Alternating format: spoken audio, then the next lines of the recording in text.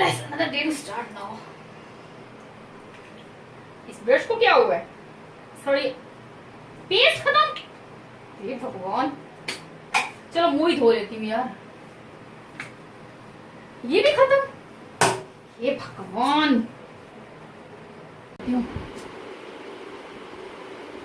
ये क्या हुआ है? ये भी खत्म। क्रीम ही लगा लूं।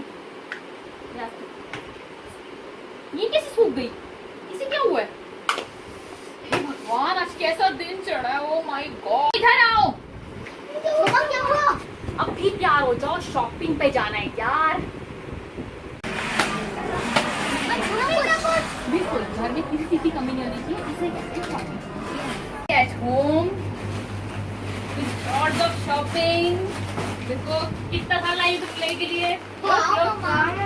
Yes, this is for you, Taj, and this is for me, Tisha. Thank you, Mama. Thank you. So this is the way I just add spark in my life and just I converted my bad day into good one.